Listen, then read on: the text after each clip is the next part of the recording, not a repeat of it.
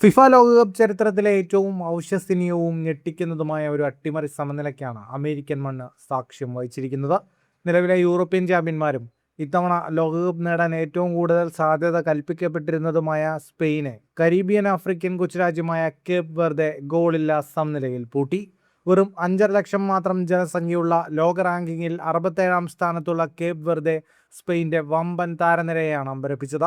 കളി തുടങ്ങുന്നതിന് മുൻപ് സ്പെയിൻ എത്ര ഗോളുകൾ അടിച്ചുകൂട്ടുമെന്ന് മാത്രമായിരുന്നു ഫുട്ബോൾ ആരാധകർ ചർച്ച ചെയ്തിരുന്നത്.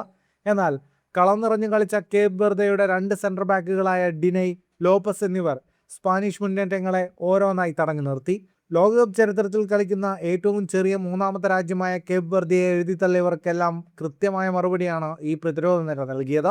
ഈ ചരിത്ര സമനിലയുടെ യഥാർത്ഥ ശില്പി കേപ്പ് വെർദെയുടെ 40 വയസ്സുകാരനായ വെറ്ററൻ ഗോൾ കീപ്പർ വൊസീനിയാണ്. സ്പാനിഷ് താരങ്ങൾ തൊടുത്ത വമ്പൻ ഷോട്ടുകളെല്ലാം വെസീനിയയുടെ കൈകളിൽ ഒതുങ്ങി. മത്സരത്തിലെ മാൻ ഓഫ് ദി മാച്ച് പ്രകടനത്തോടെ വൊസീനിയ സ്വന്തം രാജ്യത്തിൻ്റെ ഹീറോയായി മാറി. ഈ ടൂർണമെന്റിൽ ഇനി എന്ത് സംഭവിച്ചാലും കേപ്പ് വെർദെയുടെ ഈ പോരാളികൾ രാജകീയമായിട്ടായിരിക്കും സ്വന്തം നാട്ടിലേക്ക് മടങ്ങുക. ലോകകപ്പിൽ ടീമുകളുടെ എണ്ണം 48ആയി ഉയർത്തിയപ്പോൾ ടൂർണമെന്റിന്റെ ആവേശം ചോർന്നു പോകുമെന്ന് വിമർശിച്ചവർക്കുള്ള കനത്ത മറുപടി കൂടിയാണ് ഈ മത്സരം. സ്പെയിനെ പോലെ ഒരു വമ്പൻ ടീമിനെ തളച്ച് ടൂർണമെന്റിലെ തങ്ങളുടെ ആദ്യ പോയിന്റ് സ്വന്തമാക്കാൻ കേപ്പ് വെർദെയ്ക്ക് സാധിച്ചു.